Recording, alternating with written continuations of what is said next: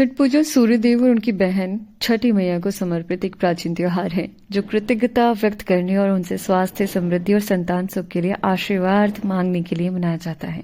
भगवान राम और माता सीता ने भी सूर्यदेव को धन्यवाद देने के लिए व्रत रखा था। एक कहानी ये भी कही जाती है, देवताओं को हराने के बाद देव माता अदिति ने संतान प्राप्ति के लिए छठी मैया की तपस्या की थी। रही बात सीता माता जी, जब वो वनवास से लौटकर रावण को मारकर आ रहे थे, तब माता सीता ने मुंगेर यानी बिहार में सूर्यदेव की पूजा की थी।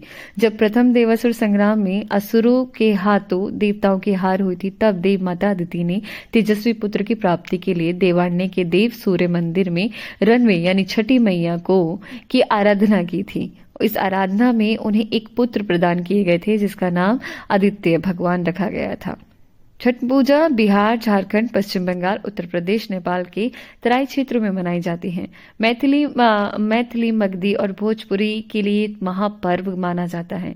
छठी मैया एक सूर्य, प्रकृति, जल और वायु की पूजा है। छठी मैया जिसे मिथिला में रनबे माई भी कहा जाता है, भोजपुरी में सबिता माई और बंगाली में रनबे ठाकुर बुलाया जाता है। छठी मैया पार्वती का छठा रूप, भगवान सूर्य की बहन छठी मैया को त्योहार की देवी के रूप में पूजा जाता है। ये चंद्र के छठे दिन, काली पूजा के छठे दिन के बाद छठ मनाया जाता है। मिथिला में छठ के दौरान मैथिल महिलाएं जो होती हैं, मिथिला की शुद्ध पारंपरिक संस्कृति को दर्शाने के लिए बिना सिलाई के शुद्ध सूती धोती पहनती हैं। कोई भी ऐसा कपड़ा नहीं पहनती जिनमें सिलाई की गई हो। एक और कहानी गढ़ी गई है छठ पूजा के पीछे। जब पांडव अपना सारा राजपाट जुए में हार गए, तब श्री कृष्ण द्वारा बताए जाने पर द्रौपदी ने छठ का व्रत रखा था। तब उनकी मनोकामनाएं पूरी हुई तथा पांडवों को उनका राजपाट वापस मिला। लोक परंपरा के अनुसार सूर्यदेव और छठी मैया का संबंध भाई बहन का है। लोक मातृका षष्ठी की पहली पूजा सूर्य ने ही की थी। अगर हम जाने वैज्ञानिक दृष्टिकोण के पीछे छठ का क्या राज है? राज कुछ नहीं है, कुछ इस तरह से। षष्ठी तिथि को एक विशेष खगोलीय परिवर्तन होता है। इस समय सूर्य की अल्ट्रावायलेट रेज अर्थ के सरफेस पर सामान्य से अधिक मात्रा में एकत्र हो जाती है।